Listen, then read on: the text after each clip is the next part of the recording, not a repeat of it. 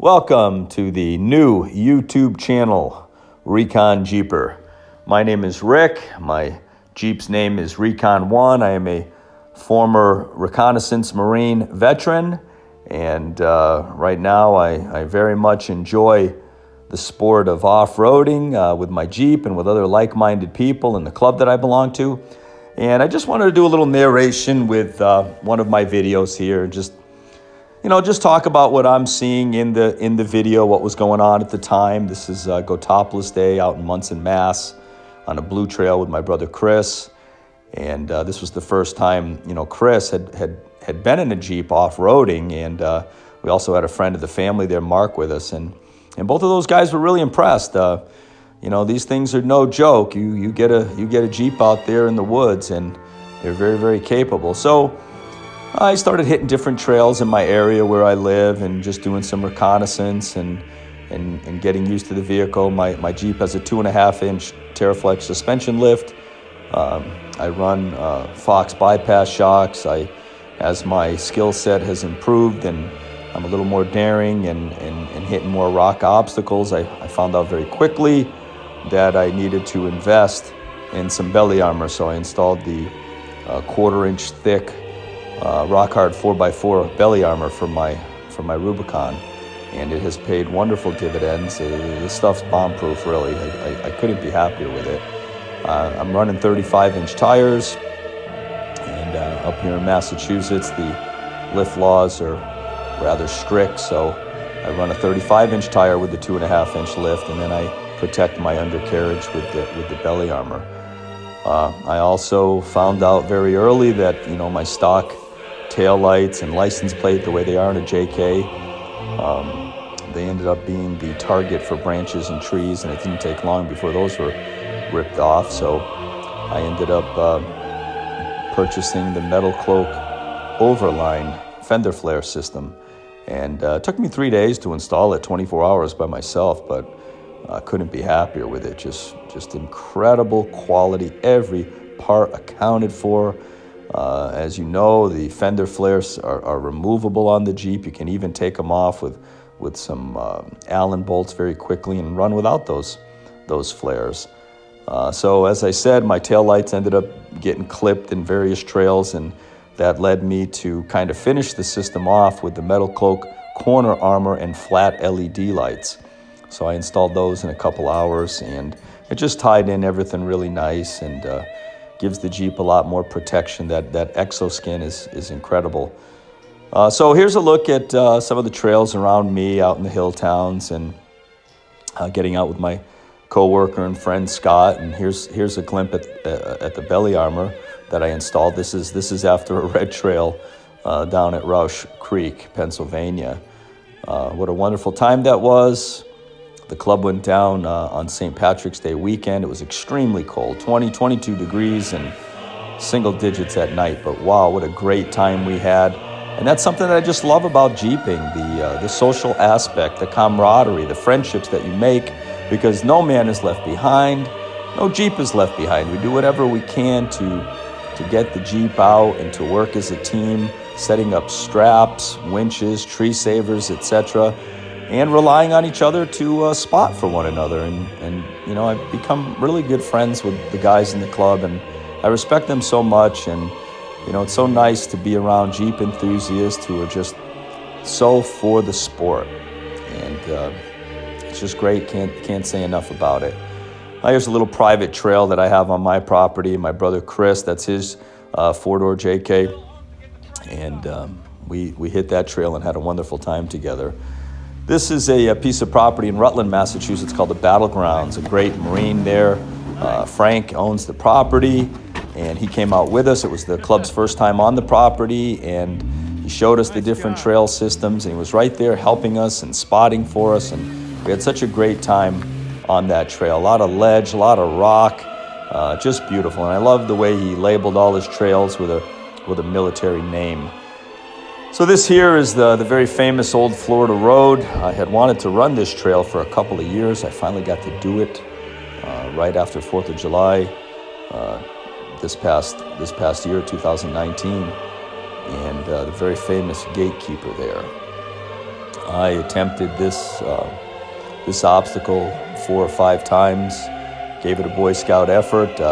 Each time I would hit on my belly and slide over into that rock ledge wall, very close to it. So I ended up winching over this obstacle, but not without a great effort.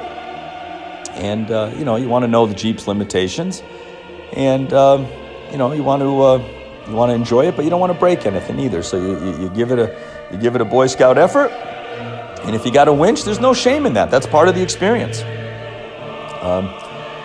I love that trail. It was one of my favorite trails that I've run. You can see how we work as a team. Some of the guys do the filming. You got guys spotting and helping out, picking the line and working the cables and the winches and the tree savers. Some good footage here on that gatekeeper. There's, Lord knows, many vehicles have attempted to get up this. Some with success, some with no success. So you can see that the obstacle tends to bring you to your passenger side. You got to really hug that tree there.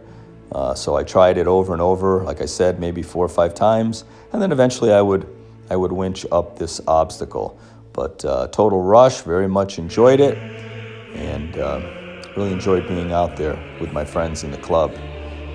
So I'm backing up here and looking it over, and I think I give it another shot, and I think this time I really ended up close to that ledge wall. I slid over there pretty far, and I think at that point it was time to pull cable, and that's what we ended up doing. There's a shot at the end of that trail.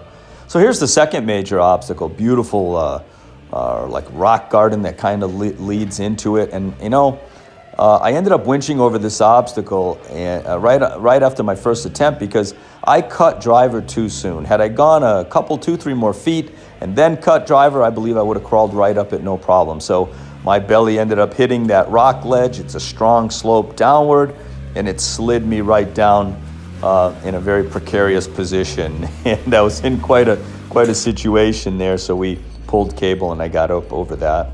I would then later on in the year in October go up to Ma Bell in Northampton, and my intention was to just hike it for some exercise, and it was such a great day. I got there, I said, well, look, let's just do the first leg, and then I said, let's do the second. In the end, I ended up just taking my time, crawling ever so slowly to the top of Ma Bell, excuse me, and then hitting that ridge up there, and what a great day, great fall wheeling.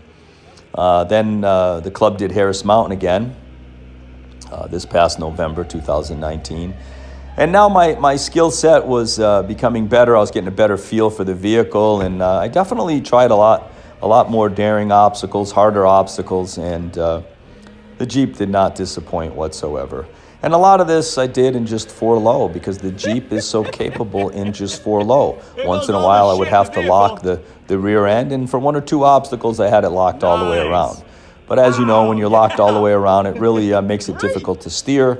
And out here in New England with so many trees, steering is essential. So a lot of this was just done with the front locker off and then the rear locker engaged in 4 low, and the Jeep just handled perfectly, really. I couldn't be happier. I want to say I was aired down to 12 PSI on this. I had all the traction in the world, and I was just so excited. It was a great trip, a great confidence builder, and everyone in the club enjoyed it. We had 7 or 8 rigs on this trip and couldn't ask for a better day. Here's a shot of the Jeep going up to that ridge. This was a section of a black trail, and the Jeep just crawled right up it, curved around, and then came down that very steep slope. And that was kind of funny. A lot of the stuff inside the Jeep was falling all over the place. So here's, we ended up calling this little obstacle the rocket launch, and took me 2 or 3 attempts to get up it. But there's a glimpse of what you're seeing, and rightly to call it the rocket launch. Look at that. You totally have to rely on your spotter.